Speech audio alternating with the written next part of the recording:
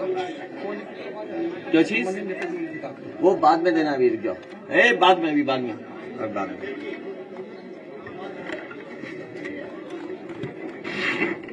श्रीवास्तव जी कहाँ है? श्रीवास्तव जी बैठे?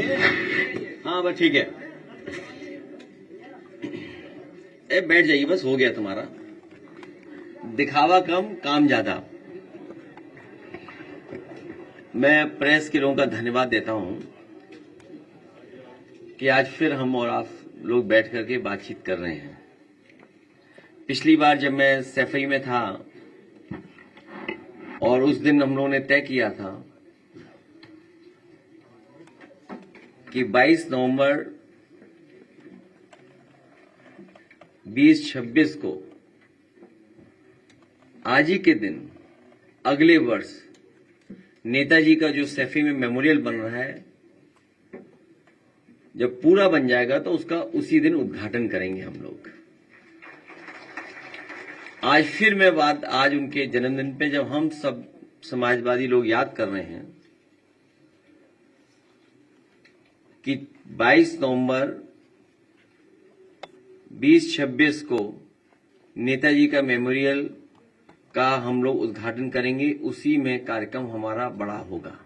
आज जब नेताजी को हम लोगों ने याद करते समय लॉ यूनिवर्सिटी जो नेताजी ने कभी बनाई थी, यूपी में इतनी प्रतिष्ठित लॉ को लेकर के यूनिवर्सिटी नहीं थी, जो राम मनोहर लोहिया लॉ यूनिवर्सिटी बनी है वो नेताजी की ही बनाई हुई है। आज उनके बच्चों को मैंने सम्मान किया, जो बच्चे टॉपर्स थे, जिन्हें गोल्ड मेडल मिला था या कोई और मेडल मिला था, उन बच्चों को भी आज के दिन सम्मान दिया, क्योंकि वो लॉ यूनिवर्सिटी नेताजी की बनवाई थी, वो टॉपर थे। उन्हें आईपैड दे करके हम लोगों ने सम्मान देने का काम किया। जब हम आप बात कर रहे हैं उससे पहले बच्चे मिलकर के उनका सम्मान करके हमने उन्हें जाने दिया। आज जब हम लोग बैठे हैं तो सबसे महत्वपूर्ण जो जानकारी हम लोगों को मिल रही है, जब बातचीत कर रहे हैं कार्यकर्ताओं से, नेताओं से, और जो जानकारी दे रहे हैं, समय समय पे पार्टी कार्यालय को भी सूचित किया जा रहा है। अभी सुबह जब एक हमारे विधायक ने फोन किया, उन्होंने कहा कि जो बीएलओ हैं, जितना उन्हें सहयोग करना चाहिए वो सहयोग नहीं कर रहे हैं। एक जगह वो बैठ जाते हैं, उसके बाद वो उन्हें ढूंढिए आप लोग, तब मिलेंगे, नहीं मिलेंगे। लेकिन सच्चाई ये है, जब बिहार का चुनाव देख लिया, बिहार के बाद जो अखबारों में लिखा गया, सोशल मीडिया पे जो आया, या अन्य माध्यमों से जो जानकारी मिली है, वो जानकारी ये मिली है कि उत्तर प्रदेश और वेस्ट बंगाल में बड़ी तैयारी है भारतीय जनता पार्टी की, और चुनाव आयोग से मिलकर के है। क्योंकि चुनाव आयोग की तरफ हम देखते हैं तो हमें उम्मीद है, करते हैं कि वो निष्पक्ष होगी, वो संस्था निष्पक्ष होगी, वो हमारी किसी भी शिकायत का निराकरण करेगी। लेकिन सुनने में आ रहा है कि 2024 की हार के बाद सबसे ज्यादा भारतीय जनता पार्टी और चुनाव आयोग फोकस कर रहा है वेस्ट बंगाल पर और उत्तर प्रदेश पर, अन्य स्टेटों पे भी जहां पर बीजेपी की सरकार नहीं है, उदाहरण के लिए तमिलनाडु जहां चुनाव आने वाला है। लेकिन सबसे ज्यादा फोकस, सबसे ज्यादा टारगेट और टारगेटेड जो चीजें हो रही हैं वो उत्तर प्रदेश और वेस्ट बंगाल में हो रही हैं, जहां पर चुनाव आयोग से हमें उम्मीद थी। अगर आपको याद हो पत्रकार साथियों, कोई चीज ऐसी नहीं जो हम लोग कह रहे हो आउट ऑफ वे जाके कह रहे हो। जब बाई इलेक्शन हुआ तो हम लोगों ने चुनाव आयोग का रोल देखा है। बाई इलेक्शन उत्तर प्रदेश के जब हुए, रामपुर का पार्लियामेंट इलेक्शन हुआ, उस समय हम लोगों ने रोल इलेक्शन कमीशन का देखा है। तमाम शिकायतें की गई, लेकिन उन शिकायतों पर कोई कार्रवाई नहीं हुई। उसके बाद जब एसआईआर की बात आई तो उस समय हम लोगों ने वो सूची दी थी जिसमें 2022 में से पहले जिनका वोट था और 2022 में वोट नहीं डाल पाए थे, ऐसे बड़े पैमाने पर मतदाता जिनका नाम इधर उधर करके डिलीट कर दिया था जानबूझ करके, और जिसके कारण समाजवादी सरकार नहीं बन पाई 2022 में। हम लोगों ने आरोप लगाया था और एफिडेविट भी दिए थे इलेक्शन कमीशन में। उस समय आपको याद होगा कई जिलाधिकारियों ने कुछ कुछ बातें कही लेकिन जब पलट करके हम लोगों ने उनसे वो बातें तर्क रखे तो उनके पास भी कोई जवाब नहीं था। इसलिए जो तैयारी है, सबसे महत्वपूर्ण बात यह है कि भारतीय जनता पार्टी, उनकी सरकार, उनके अधिकारी और चुनाव आयोग मिलकर के ये तैयारी कर रहे हैं कि 2024 में जिन विधानसभाओं में समाजवादी पार्टी जीती है, इंडिया गठबंधन जीता है, उन विधानसभाओं में 50,000 से ज्यादा वोट काट दिया जाए एसआईआर के बहाने। यही यूपी में हो रहा है, यही वेस्ट बंगाल में तैयारी चल रही है। तो इसलिए हम लोग सावधान हैं।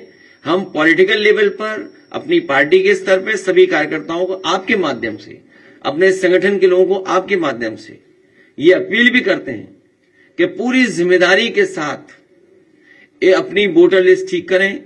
जो वोट है, जो बनना चाहिए वो बनवाएं, बीएलओ से मिलकर के करें, और जहां कहीं नाकामी या जिस तरह की शिकायत मिले वो पार्टी कार्यालय तक जरूर पहुंचें। इधर जो शिकायतें मिली हैं, हम बड़े पैमाने पर शिकायतें हैं, मैं श्रीवास्तव जी जो ऑफिस में देख रहे हैं, मैं उनसे कहूंगा कि वो जरूर ब्रीफ करें। उससे पहले कोई एक अधिकारी है एसडीएम, उनकी रिकॉर्डिंग भी हमारे पास, कोई है रिकॉर्डिंग एसडीएम साहब वाली? एक एसडीएम साहब की रिकॉर्डिंग है, देखिए क्या कह रहे हैं, मतलब किस लेवल पे तैयारी है कन्नौज में। कन्नौज तो वो रहा है ना, हमारी राजधानी, देश की राजधानी रही है कन्नौज। सम्राट हर्षवर्धन महादानी, जिन्होंने कुंभ को आयोजन का शुरू किया था, तो जो सम्राट हर्षवर्धन की प्रतिमा हटा सकते हैं कुंभ स्थल से, वो बोट क्यों नहीं हटाएंगे? वो बोट हटाने में लगे हुए हैं और कन्नौज भी टारगेट में आ गया है।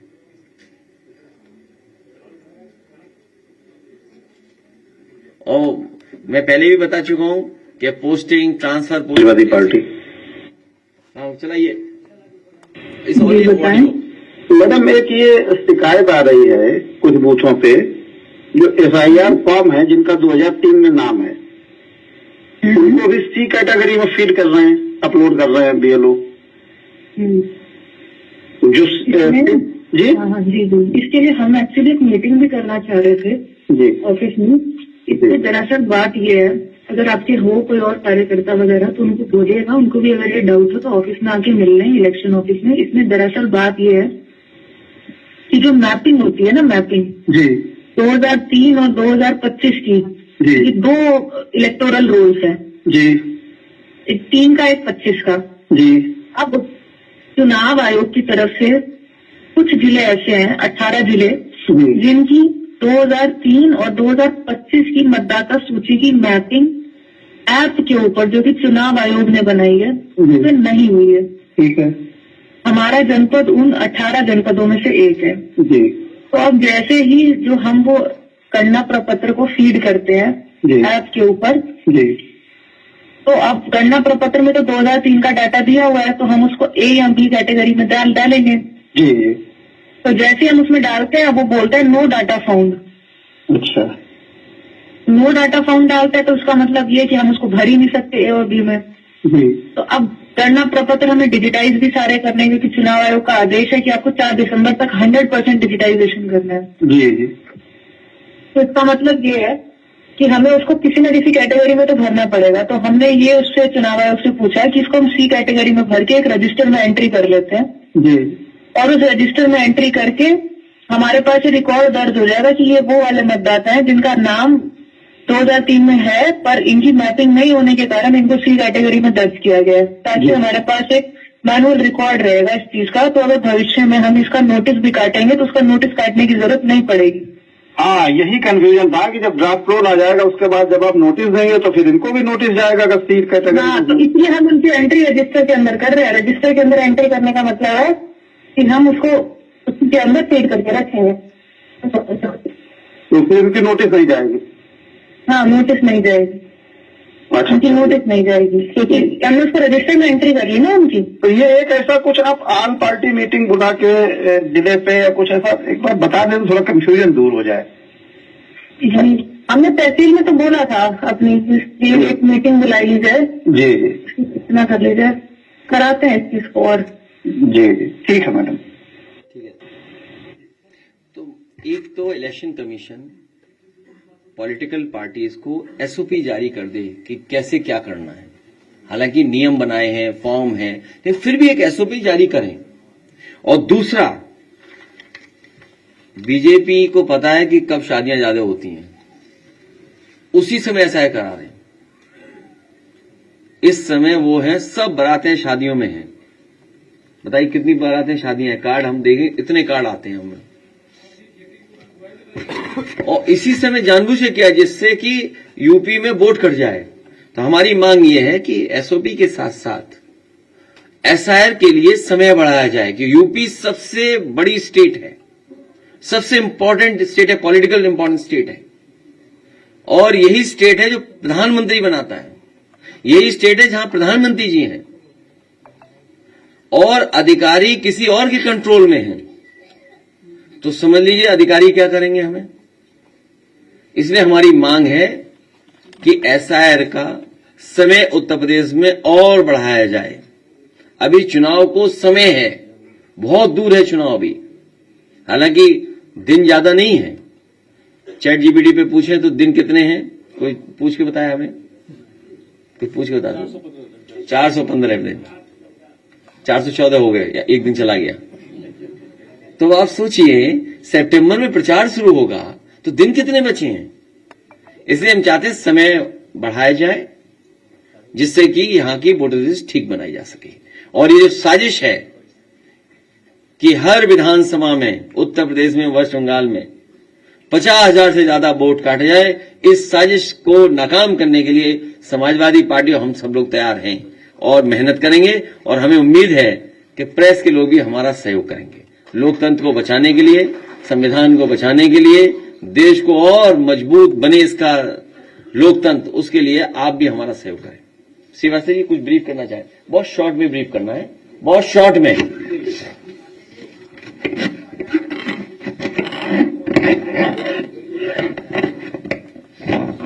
जो पॉलिटिकल वर्क है ना, अपना लिख के दे दोगे तो हम समाधान कर सकते हैं। माननीय राष्ट्रीय अध्यक्ष जी, इलेक्शन कमीशन ऑफ इंडिया ने 27 अक्टूबर 2025 को एसआईआर की घोषणा की थी और 4 नवंबर से एसआईआर शुरू हुआ है।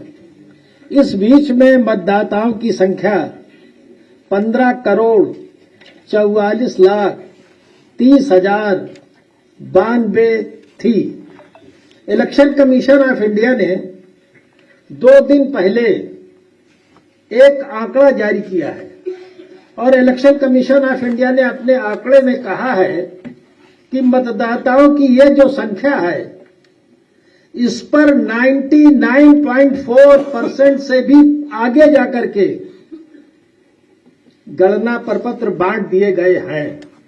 और उन्होंने जो संख्या बताई है वो 15,36,29,570 लोगों को कहते हैं कि गणना प्रपत्र मिल गया है। इनसे पूछ लो मिला सबको, प्रेस ही बता दे। ग्राउंड लेवल पर तो आप 99.48% के बाहर वाले हो। ग्राउंड लेवल पर अगर हम इसको ठीक से और सरल समझना चाहें और सरल ढंग से, तो हर विधानसभा में सैकड़ों लोग ऐसे मिल जाएंगे जो कहेंगे कि हमें गणना प्रपत्र नहीं मिला है। विधानसभा के स्तर पर, जनपद स्तर पर हजारों लोग ऐसे मिलेंगे जो कहेंगे कि गणना प्रपत्र हमको नहीं मिला है। और उत्तर प्रदेश स्तर पर कई लाख मतदाता ऐसे मिलेंगे जो कहेंगे कि आज तक हमें गणना प्रपत्र नहीं मिला। ऐसी संख्या कई लाखों में है। इसलिए है कि जो बीएलओ हैं वो पिछड़े, अति पिछड़े मुस्लिम आबादी में नहीं जा रहे हैं और दलितों की आबादी में भी नहीं जा रहे। और ये लोग न तो मुस्लिम इलाके में जा रहे हैं, न पिछड़े इलाके में जा रहे हैं, न अति पिछड़े में जा रहे हैं, न दलितों में जा रहे हैं।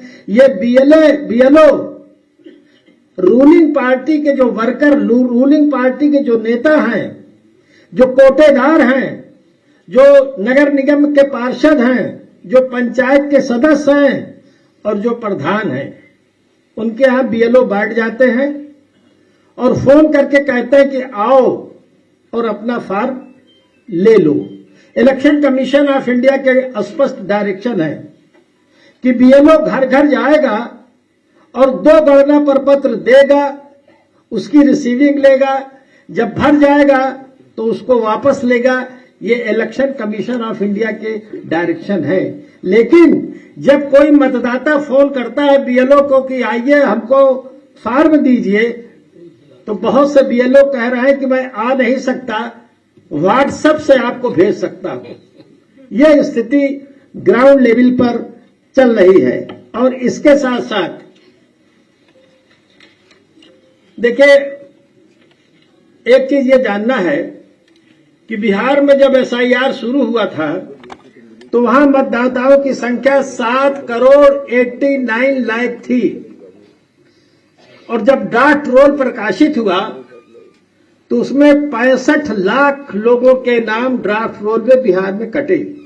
और जिन 65 लाख लोगों के नाम कटे उनके नाम दोबारा जुड़ नहीं पाए, और जब मतदान हुआ तो ऐसे 65 लाख लोग वहां वोट नहीं डाल पाए। तो बिहार की संख्या 7,89,00,000 और हमारे यहाँ की संख्या 15,44,00,000 लगभग दूनी है। अगर हम इसकी बिहार से तुलना करेंगे तो हमारे यहाँ उत्तर प्रदेश में 1.5 से 2 करोड़ मतदाताओं का नाम कट सकता है। और बिहार में जो नाम काटे गए 80% नाम आरजेडी के काटे गए, और जो 20% थे उसमें सीपीआईएमएल और जन स्वराज पार्टी वगैरह वगैरह के नाम काटे गए। और ये जो नाम काटे गए उसमें एक भी आदमी वोट नहीं डाल पाया। कुछ गंभीर शिकायतें हैं, हम आपके बीच में रखना चाहते हैं। 76 अलीगढ़ विधानसभा में 2003 की मतदाता सूची नहीं है। माननीय राष्ट्रीय अध्यक्ष जी के निर्देश पर इसकी लिखित शिकायत इलेक्शन कमीशन ऑफ इंडिया से की गई, और आज 19-20 दिन बीत गए और आज तक 2003 की मतदाता सूची वहां पर उपलब्ध नहीं है। इसी तरह से भोगांव विधानसभा में बूथ नंबर 222 में 400 मतदाता लापता है। इसी तरह से फर्रुखाबाद सहित लगभग 3 दर्जन जनपदों में या तो पूरी की पूरी मतदाता सूची 2003 की नहीं है, और अगर किसी बूथ पर है तो उस बूथ के सैकड़ों मतदाताओं का नाम ही लापता है। इस तरह की लापरवाही हो रही है। लखनऊ पूर्वी का बूथ नंबर 103, बूथ नंबर 131 पर, ये दोनों पर एक ही मतदाता दोनों बूथों पर दिखाई दे रहे हैं। इससे लगभग 1100 मतदाता लापता हो गए हैं।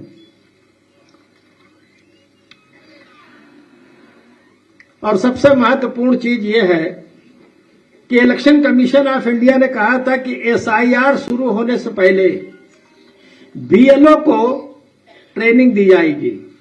शिकायतें आ रही है कि तमाम ऐसी विधानसभाएं हैं जहां बीएलओ को ट्रेनिंग ही नहीं दी गई, और जब बीएलओ को ट्रेनिंग नहीं दी जाएगी तो वो पूरी प्रक्रिया को नहीं समझ पाएंगे और ये फार्म भी नहीं भर पा रहे हैं। इसी तरह से इलेक्शन कमीशन ऑफ इंडिया ने कहा है कि राजनैतिक दलों के जो बूथ लेवल एजेंट हैं, ईआरओ बीएलए को भी ट्रेनिंग देगा, लेकिन उत्तर प्रदेश में कहीं भी राजनीतिक दलों के बूथ लेवल एजेंट को ट्रेनिंग नहीं दी गई। और सबसे महत्वपूर्ण बात है बिना तैयारी कि बीएलओ पर काम का इतना प्रेशर है कि पश्चिम बंगाल में बीएलओ ने आत्महत्या की, तमिलनाडु में बीएलओ ने आत्महत्या की, राजस्थान में बीएलओ ने आत्महत्या की, गुजरात में बीएलओ ने आत्महत्या की, और केरल में जब बीएलओ ने आत्महत्या की तो केरल राज्य के सभी बीएलओ हड़ताल पर चले गए कि हम काम नहीं करेंगे। अब सबसे महत्वपूर्ण चीज ये है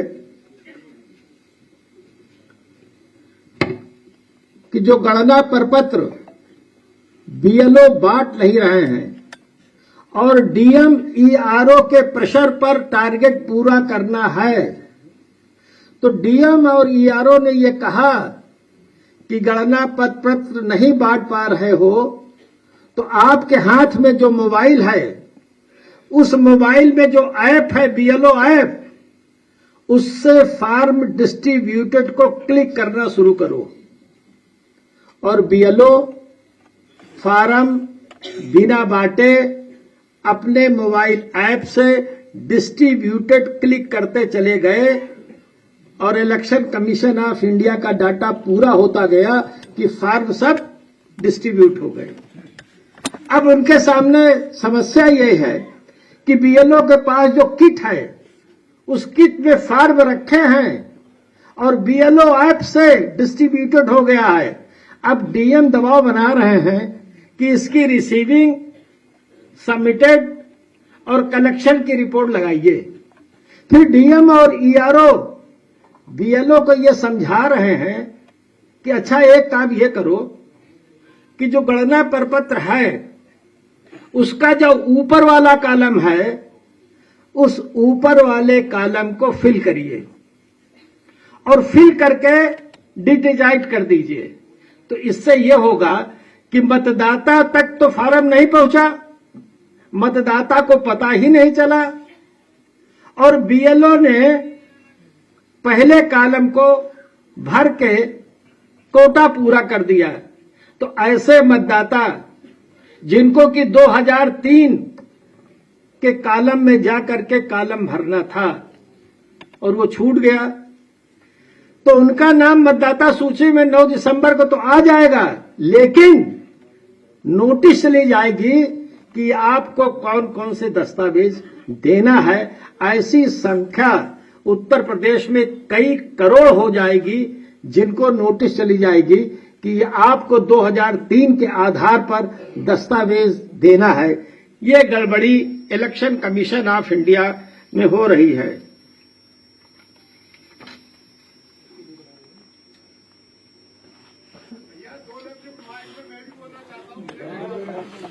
बाकी बात तो मान लीजिए ने कही दिया है। ठीक है, बेसिक बात जो निकल करके आ रही है, एक तो कोई तैयारी के साथ एसआईआर नहीं हो रहा, इलेक्शन कमीशन ने कोई खास तैयारी नहीं की और जहां बीएलओ को ट्रेनिंग मिलनी चाहिए थी, बीएलओ को ट्रेनिंग भी नहीं मिली और फिर बीएलओ पे दबाव बनाया जा रहा है। अब बीएलओ खुद परेशान है, बीएलओ बड़े पैमाने पे परेशान है कि करें क्या। ट्रेनिंग नहीं होना, उनका पूरी तैयारी से नहीं काम करना और उनपे अब क्योंकि दबाव बन गया है, दबाव बनाया जा रहा है और जैसे जैसे टाइम कम बचेगा तो दबाव और बढ़ेगा।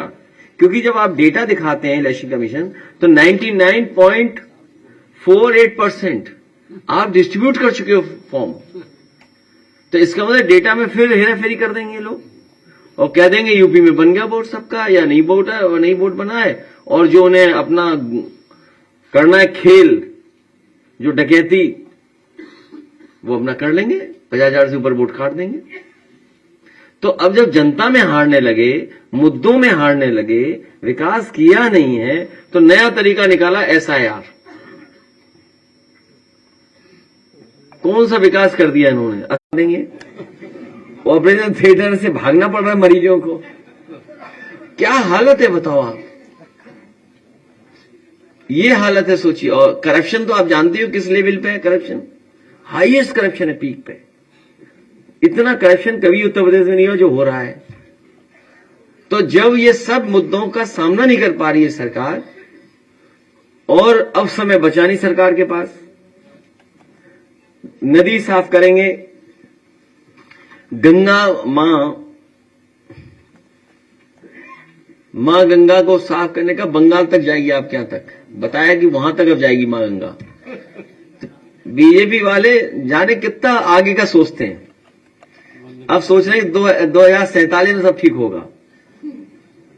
बहुत से लोग 2047 में रहेंगे ही नहीं, या फिर कई हजार साल पुरानी बातें करते हैं, पुरानी बातें, या पुरानी बात करेंगे ये लोग या कोई आगे की बात करेंगे, प्रेजेंट की बात नहीं करेंगे। आज क्या है, यमुना गंदी, गंगा पूरी गंदी, और कह रहे बंगाल तक चली जाएगी गंगा बह करके। वो तो जानी है। तो इसलिए हर मुद्दे पे फेल हो गए हैं। डॉलर में तो गड़बड़ा गए हैं, ये विदेश नीति में तो फेल हो रहे हैं। आप घबरा गए दूसरे देशों से, तो कभी इस देश से संबंध बना रहे, कभी उससे बना रहे हैं। सब आपका लाभ उठा रहे हैं। जो फैसले लिए आपने, मान लीजिए टैरिफ लगने के बाद किसी को पैसा ही नहीं मिल रहा। कल जो बता रहे थे दाल मंडी वाले कि पैसा आ गया मुआवजे का, लेकिन निकाल नहीं सकते। इसी तरह कई पॉलिसी बना दी उन्होंने। टैरिफ के बाद जो संकट आया जो कारोबारियों पर, तो पैसे नहीं निकाल सकते। पैकेज दे दिया, पैसे नहीं निकाल सकते। ये नए तरह का चल रहा है कामकाज। इसलिए इन्होंने एक रास्ता अपना लिया एसआईआर से और झूठे प्रचार से। 18 तारीख को एक पत्रकार मारा गया था, बहुत ही हालत उसके सीरियस है। आज सारे पत्रकार जीडी में बैठे हुए अपनी मांगों को लेकर के। मैं उनके पूरे पत्रकारों के समर्थन में हूं और उनकी मांग मानी जाए, न्याय मिले, कानूनी कार्रवाई हो, और अगर कोई सरकार की तरफ से आर्थिक भी मदद भी हो, इलाज से लेकर और सुविधाएं भी देनी चाहिए। सर, बुलडोजर जस्टिस सर कल बीआर गवई ने कहा है कि अगर हमारे फैसलों में सबसे ज्यादा कोई अहमियत रखता है तो वो बुलडोजर जस्टिस के खिलाफ जो फैसला उन्हें दिया है वो है। मॉरिशस में भी उन्होंने उस फैसले को रिपोर्ट किया था और सार्वजनिक तौर पे भी कई बार कहे। कल उनका फेयरवेल फंक्शन था, वहां भी बुलडोजर जस्टिस का फैसला उन्होंने फिर से दोहराया। उत्तर प्रदेश में कई जगह बुलडोजर चलते हैं। उन्होंने कहा कि अगर किसी ने तो अपराध किया है तो उसके माता पिता को रहने का हक क्यों छीना जाता है, क्यों ग्रहण किया जाता है, इस पर क्या? मुझसे कुछ ना कहलवा लो तो ही ठीक है। बस मुझसे इसलिए मत कहलवाओ कि जब खुद ही चीफ जस्टिस कह रहे हैं तो मैं क्या कहूं। तो चीफ जस्टिस कह रहे हैं तो मैं क्या कहूं इसके लिए। आपको चीफ जस्टिस साहब की बात माननी चाहिए। सर, कल खबर छपी थी कि आजम खान साहब जेल में बीमार हैं, उनको नेबुलाइजर वगैरह बाद में दिया गया, उनको कुर्सी नहीं दी गई। ऐसी उम्र, इनकी उम्र 77 साल से ज्यादा है। ऐसी कंडीशन में हॉस्पिटल मतलब जेल अथॉरिटीज उनको बेहतर इलाज के लिए बाहर क्यों नहीं भेज रही है? हम व्यक्तिगत रूप से भी अधिकारियों से कहेंगे, व्यक्तिगत रूप से भी कहेंगे, और हमेशा इस तरह का होता है तो हम लोग कहते हैं। अखिलेश जी, अभी आपने कन्नौज के एसडीएम की घटना का जिक्र किया। मेरे संज्ञान में आया, कल मेरी बात हो रही थी। बांदा जिले की एक तहसील है नरैनी, वहाँ पर मेरे जीजा जी लेखपाल हैं। वहाँ पर बताया जा रहा, जो एसडीएम है अमित शुक्ला, हाल प्रकरण में आया था कि भाजपा की जो विधायक है बांदा से, उन्होंने उनको मारपीट भी साथ में हुई थी। तो बता रहे जो अमित शुक्ला है वो मीटिंग कर रहे हैं भारतीय जनता पार्टी के तमाम नेताओं को बुलाकर के कह रहे हैं कि आप लोग अपना जो उनको मतदाता सूची जो होनी है उसको बढ़वाइए, उनको बुला करके उनके साथ मीटिंग अमित शुक्ला जी कर रहे हैं। और बाबा समाजवादी पार्टी के किसी भी पदाधिकारी को नहीं बुलाया गया। ये हमारे पत्रकार साथी जो जानकारी दे रहे हैं, इसी तरह की जानकारी मिल रही है, और समय समय पर हम लोगों ने आपके माध्यम से कहा है कि सरकार के अधिकारी भी भारतीय जनता पार्टी के पदाधिकारी बन गए हैं और पदाधिकारी की तरह काम कर रहे हैं। हमारे एक पत्रकार, बहुत जागरूक पत्रकार जो आगे बैठे हैं, उन्होंने अभी चीफ जस्टिस ऑफ इंडिया के बारे में कहा कि वो समय समय पर बुलडोजर का जो तरीका है, बुलडोजर संस्कृति के खिलाफ है। सोचिए, चीफ जस्टिस का कहना कितनी बड़ी बात है। तो जो सरकार सेंसिटिव होती है, जो कॉन्स्टिट्यूशनल वैल्यूज को समझती है, डेमोक्रेटिक वैल्यूज को जो समझती है, वो सरकार अपने आप सुधार ले आएगी। पर यहां कौन सुधरने वाला? उन्हें क्या परवाह है संविधान की, कानून की, चीफ जस्टिस की? किसी की परवाह नहीं है, किसी की परवाह नहीं। सच्चाई तो ये है, किसी की परवाह नहीं है। और वो ये चाहते हैं कि जनता लड़ जाए उनसे सीधी, फिर वो पुलिस से कार्रवाई करा दें। आप उनकी रणनीति समझिए। खुद गलत काम करते हैं, जब आप गलत काम का विरोध करोगे तो पुलिस से आप पे मुकदमे दर्ज करा देंगे। ये नया मॉडल है भारतीय जनता पार्टी का काम करने का।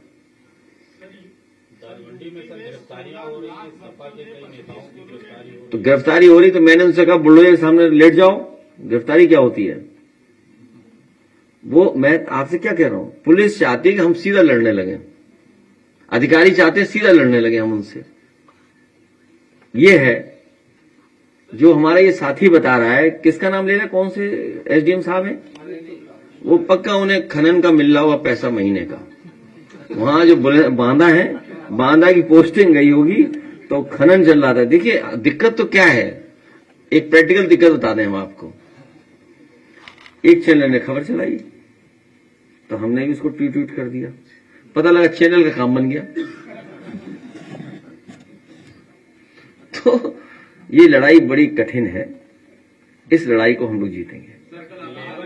ये लड़ाई बहुत कठिन है, लेकिन पता नहीं क्या है कि हम लोग जीतेंगे, देखिएगा।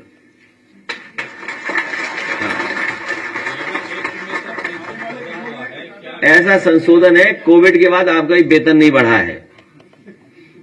ये संशोधन ऐसा है, कोविड के बाद आपका भी वेतन नहीं बढ़ा है, दिखाने के कुछ और है, और हमारे मजदूर भाइयों का सत्यानाश कर देंगे सब कानून। ये उद्योगपतियों के लिए बने हैं, उद्योगपतियों के कंट्रोल में सब चीजें चली जाए। और आपको दिखाई नहीं दे रहा सब क्या क्या हो रहा दुनिया देश में? अभी हम कुछ कह दें तो कहेंगे देश विरोधी हैं। क्यों? क्या आपने टीवी पे नहीं देखा क्या घटना हुई? अभी एक हमने पायलट खो दिया, अगर हम बोल दें तो कहेंगे बताइए ये देश के खिलाफ में विरोधी हैं। याद कीजिए, आप याद है फतेहपुर में किसी से दुख में कोई शामिल होने गया था, राहुल गांधी जी क्या कर रहे थे? अधिकारी और बीजेपी के लोग क्या कर रहे थे, आपको पता होगा ना।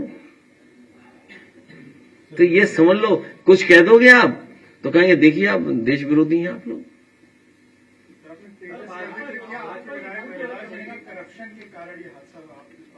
अब विधायक को हमारी ज्यादा जानकारी होगी, उन्हें तुम्ही ने बताया होगा, तुम भी लखनऊ रहते हो।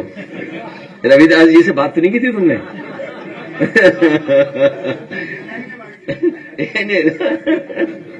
रविदास जी हमारे बहुत लोकप्रिय विधायक हैं, बहुत क्रांतिकारी विधायक हैं, तो उन्हें कोई जानकारी हुई होगी।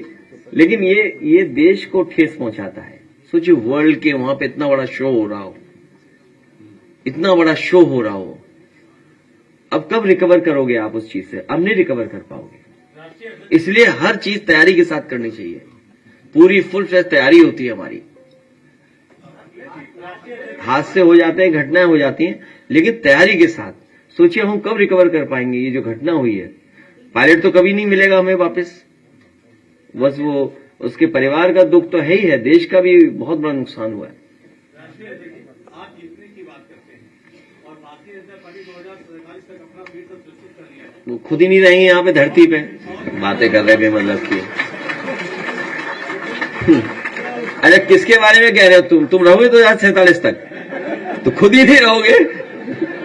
उम्र हमें दिखाई दे रही है, सर पे बाल नहीं है आपके। अच्छा जीतेंगे नहीं, ना बंगाल जीतेंगे ना यूपी जीतेंगे, मैं आपको बता दे रहा हूं।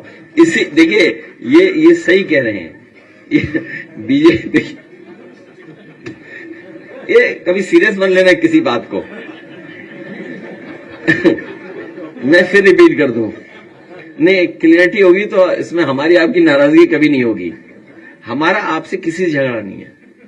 अगर मैं कुछ कहता हूं तो जो आपके पीछे के पीछे जो बैठे हैं उनसे झगड़ा है, समझिए बात को, आपसे नहीं झगड़ा है।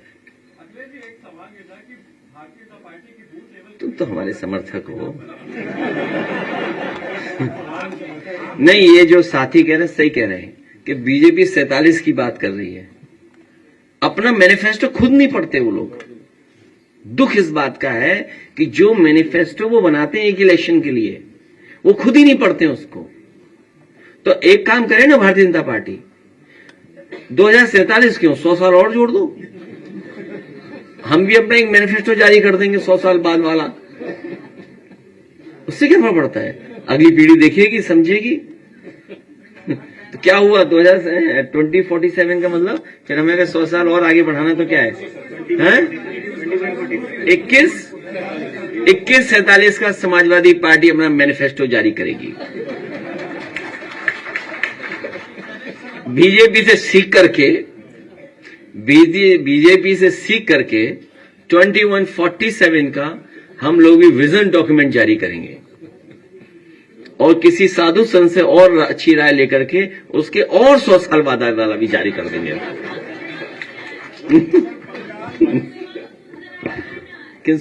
शांति रखो, तुम्हें बेमतलब में बैठा लिया हमने। ये टिकट मांगने आई हैं, विधानसभा बिल्कुल लखनऊ के पास ही है, वहां एसआईआर कराई जाएगी ना, टिकट नहीं मिलेगी। टिकट नहीं मिलेगी या लखनऊ में रहोगी तो टिकट नहीं मिल सकती।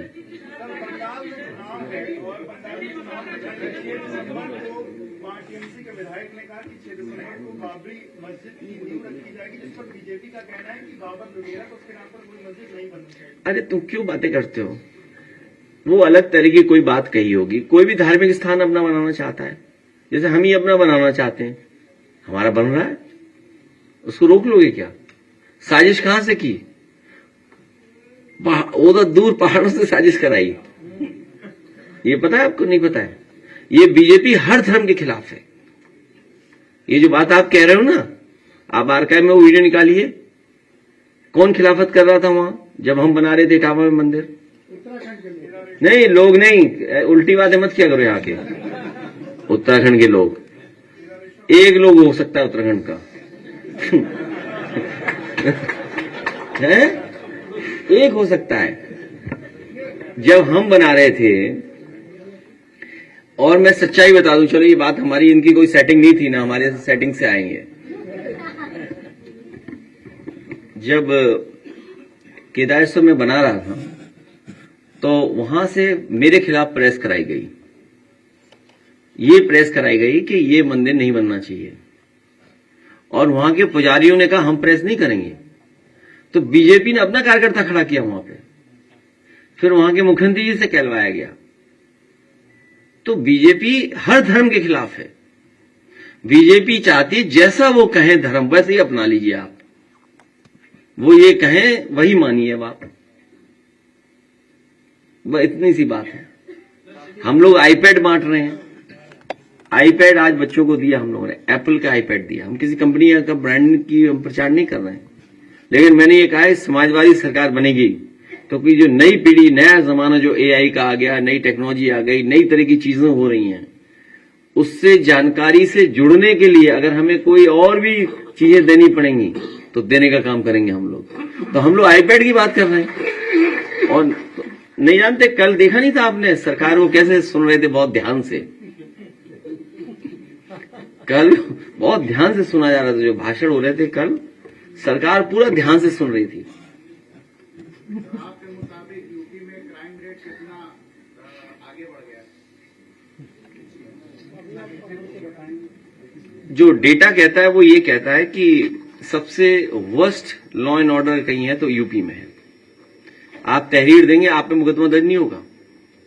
मतलब आप चाहेंगे अगर तो कहो, आपको परेशान करने के लिए आप पे मुकदमा दर्ज हो जाए। और कई एग्जाम्पल है, कई उदाहरण में दे सकता हूं। कल जो दाल मंडी वाले लोग आए थे, वो बता रहे थे कि दबाव बनाया जा रहा है हम पर, पुलिस हमें बुला करके दबाव बना रही है। एक तो उनसे मालिकों से डरा रही, मालिकों से बिकवा रही है जगह, फिर उन्हें भी डरा धमका रहे हैं। और कानपुर का एक बहुत सॉलिड एग्जाम्पल है आपके सामने, 100 से ज्यादा तहरीर दी जा चुकी हैं, लेकिन एफआईआर दर्ज नहीं हुई। और क्या कर रहे हैं ये लोग? समाजवादी पार्टी का है तो झूठे ही। अभी एक हमारे विधायक, पूर्व विधायक पर, उन पर किसी से लिखवा दिया कि 32 हजार लूट लिए रुपए। क्या लगाया? कोई 32 हजार रुपए, बताइए। उन्हीं का कर्मचारी कभी रहा, और उसी से तहरीर दिलवा दी, और पूरे एसएसपी वगैरह घर उठा लिया उन्होंने। ये हालत है। ये चाहते हैं कि पुलिस इसी से झगड़ा कर लो, और एसएसपी से बात करिए, आईपीएस के ऊपर से दबाव है हम पे। कानपुर में आप तहरीर मिलने के बाद नहीं एफआईआर दर्ज कर रहे हैं, यहां तहरीर में तो पकड़ ले रहे हैं आपको। तो ये लॉ एंड ऑर्डर है क्या? इसीलिए इस बार जनता इनका हिसाब किताब करेगी। चुनाव आने दीजिए इस बार। नहीं, 2027 नहीं, 2047 आज नेताजी के उसका, हाँ अच्छा पूछ लो।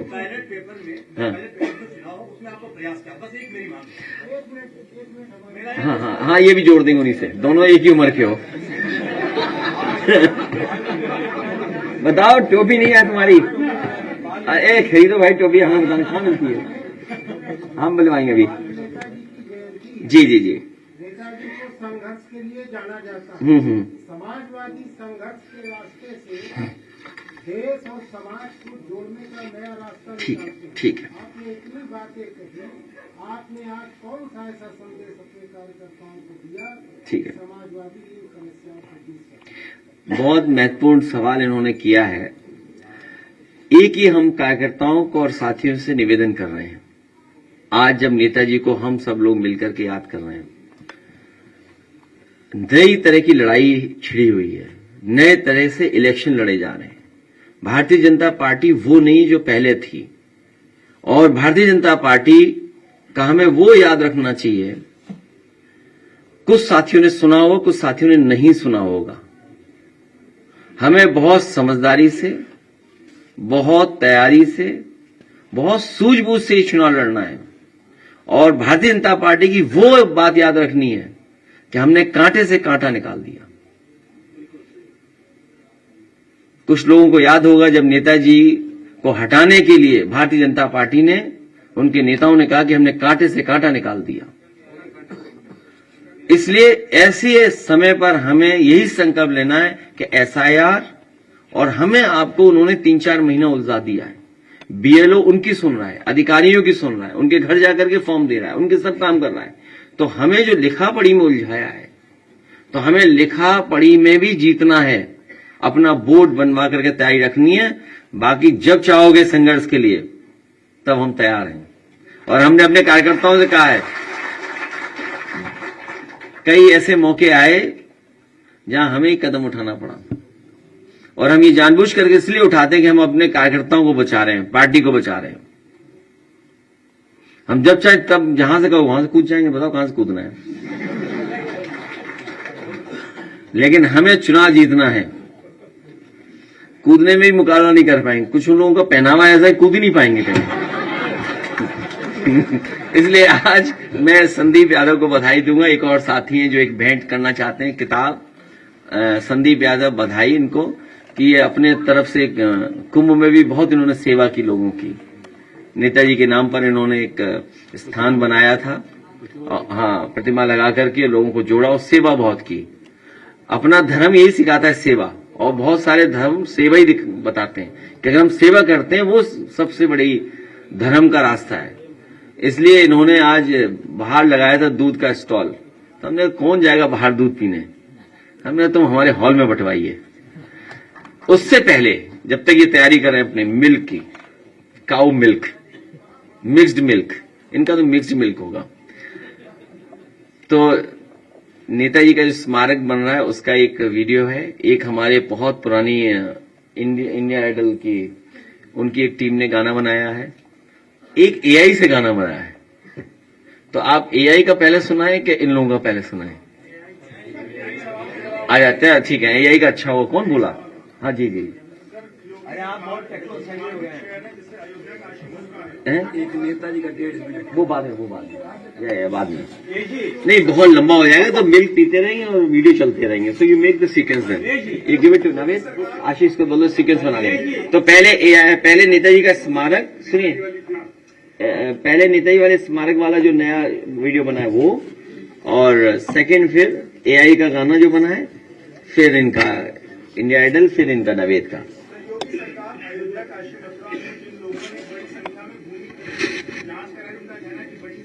सब बीजेपी वाले निकलेंगे। अरे इसमें क्या सोचना है यार। नहीं, अगर देखिए, एक मिनट, हाँ, ये बड़ा इंपॉर्टेंट है। लो, हो सकता है मैं पॉलिटिकली रॉन्ग हूं, मैं तब ये बात कह रहा हूं जब मैं पॉलिटिकली रॉन्ग हूं, ठीक है। ये बात मैं तब कह रहा हूं, पॉलिटिकली रॉन्ग हो सकता हूं मैं। ये झगड़ा इंजन का है, इसकी वजह से जांच हो रही, बस जो ये पूछ रहे हैं। अयोध्या में जमीनों की बता, ये पत्रकार साथी हमसे पूछ रहे हैं। हाँ, अयोध्या की बात कर रहा हूं मैं केवल। हमारे अगर पत्रकार साथी, चैनल भूल जाते तुम्हारा, एबीपी न्यूज, बहुत बधाई एबीपी न्यूज को, बड़ी हिम्मत करके सवाल पूछ रहे हैं। मुझे उम्मीद है कि एबीपी चैनल जिन रजिस्ट्रियों की जांच हो रही है उन सभी रजिस्ट्रियों को जारी करेंगे, और अगर ये जारी नहीं करते हैं तो मुझे लगेगा ये भी सरकार से मिल गए हैं। जी इधर आप बहुत दिनों से टेक्नो सेवी हो गए, AI artificial intelligence chat GPT की बात करते हैं, ऑडियो वीडियो दिखाते हैं, इसका इंस्पिरेशन कहाँ से है? और नहीं ऐसा है, कुछ चीजें ओ 2 बच्चे भी आए, आइए इधर आगे आ जाओ। ये सीखने का समय है। देखिए नई चीज आए तो सीखना चाहिए, और वो कहावत ठीक है ना, गंगा गए तो गंगादास, जमुना गए तो जमुनादास। तो अगर AI आ गया तो AI पे बात करेंगे, चैट जीपीटी आए तो चैट जीपीटी से जानकारी कर लेंगे। चैट जीपीटी पे कुछ सवाल पूछ लो, इधर आगे आ जाओ बेटा, आगे दिखोगे या छिप जाओगे। ये देखिए बस इन्हें टोपी लगानी है, पर समाजवादी बन गए। लड्डू देना है, लड्डू दो बेटा। अरे ये बहुत दिनों से नेताजी के समय से बैंड में आ रहे हैं क्या? ठीक, नहीं ठीक नहीं ठीक बेटा। क्या नाम है, क्या नाम है?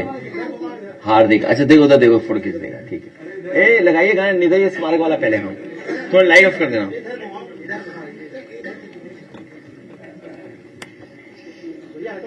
तेरी अलग है सबसे यहाँ बात मुलायम, बदले है तूने देश के हालात मुलायम। जो रह गए हैं काम अभी शेष करेंगे, जो रह गए हैं काम अभी शेष करेंगे। रोशन तुम्हारा नाम अखिलेश करेंगे, जिंदा रहेंगे तेरे ख्यालात मुलायम। तेरी अलग है सबसे यहाँ बात मुलायम, बदले है तूने देश के हालात मुलायम।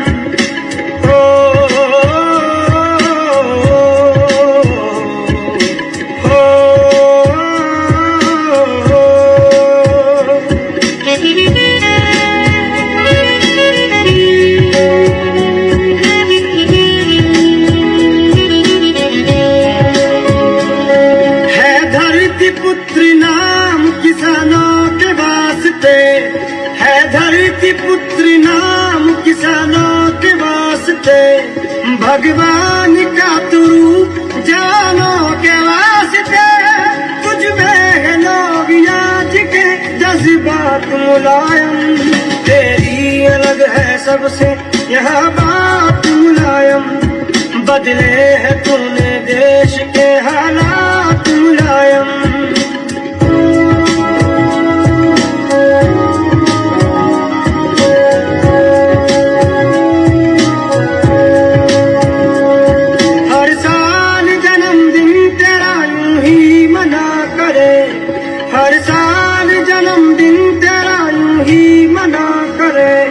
साया तेरा सरों पे हमारे बना रहे, मिलती रहे हमेशा ये सौगात मुलायम।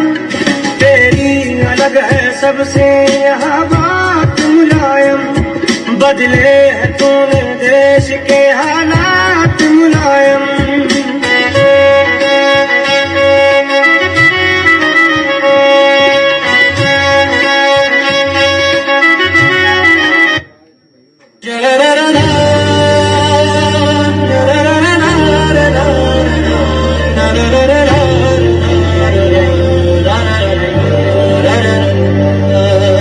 चल रहा है साया का दौर है, छूटे ना वोटर कोई करना ये गौर है। पीडीए प्रहरी ने थामी जो कमान है, यही तो है विजन इंडिया, यही अरमान है। जनतंत्र की रक्षा का इससे ही सम्मान है। अखिलेश की आवाज में अब नई उम्मीद है, टूटी हुई जनता की बनती तकदीर है। पिछले दलित अल्पसंख्यक जो थे अभी तक मौन, पीडीए में एकजुट होकर अब पूछेंगे कौन। न्याय की है मशाल और समानता का दीप, ये संगठन की ताकत आएगी जीत करीब। बूथ से लेकर दिल्ली तक चलेगा ये पैगाम, अखिलेश के इरादों को जनता करे सलाम। जन जन को जोड़ो पीडीए का नाम है, हर बूथ पर अब प्रहरी का काम है। अखिलेश की नीति से अब बदलेगा हाल, लोकतंत्र के रक्षक करेंगे कमाल। वोट हमारा हक है, करेंगे हम हिफाजत, यही है समाजवादी की नई विरासत। वोट हमारा हक है, करेंगे हम हिफाजत, यही है समाजवादी की नई विरासत।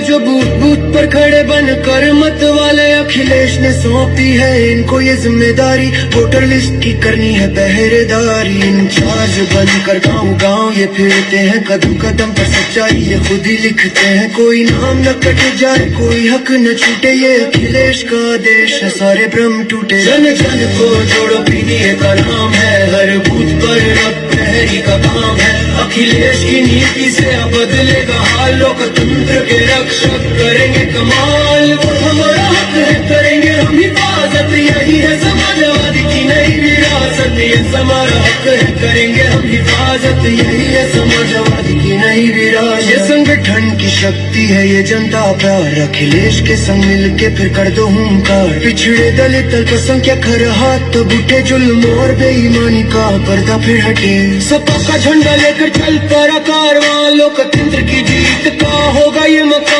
हर गरीब का बेटा अब वोट डालने जाए, अखिलेश की उम्मीदों को ऐसे सफल बनाए। जन जन को जोड़ो पीडीए का नाम है, हर बूथ पर अब प्रहरी का काम है। अखिलेश की नीति से बदलेगा हाल, लोकतंत्र के रक्षक करेंगे कमाल। हमारा हक है, करेंगे हम हिफाजत, यही है समाजवादी की नई विरासत। ये हमारा हक है, करेंगे हम हिफाजत, यही है समाजवादी की नई विरासत।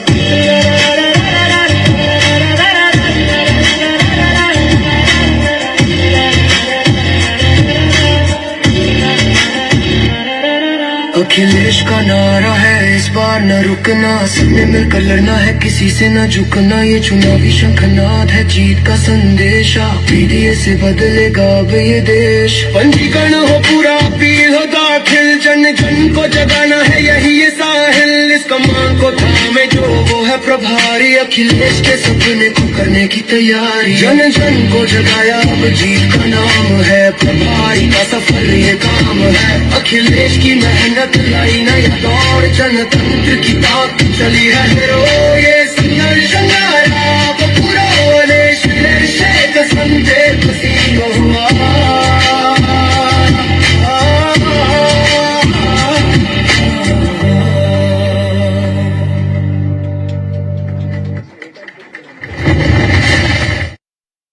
तेरी अलग है सबसे यहाँ बात मुलायम, बदले है तूने देश के हालात मुलायम। जो रह गए हैं काम अभी शेष करेंगे, जो रह गए हैं काम अभी शेष करेंगे। रोशन तुम्हारा नाम अखिलेश करेंगे, जिंदा रहेंगे तेरे ख्यालात मुलायम। तेरी अलग है सबसे यहाँ बात मुलायम, बदले है तूने देश के हालात मुलायम। ओ,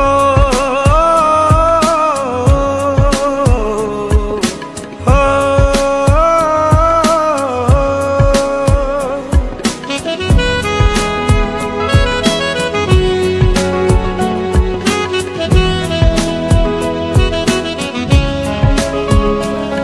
है धरती पुत्र नाम किसानों के वास्ते, है धरती पुत्र नाम किसानों के वास्ते।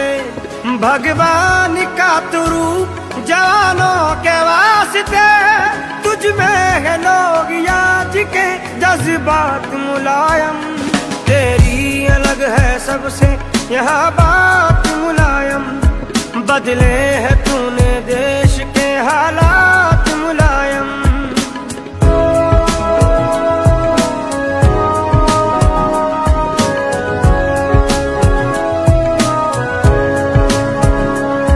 हर साल जन्मदिन तेरा यूं ही मना करे, हर साल जन्मदिन तेरा यूं ही मना करे। साया तेरा सरों पे हमारे बना रहे, मिलती रहे हमेशा ये सौगात मुलायम। तेरी अलग है सबसे यहाँ बात मुलायम, बदले है तूने देश के हालात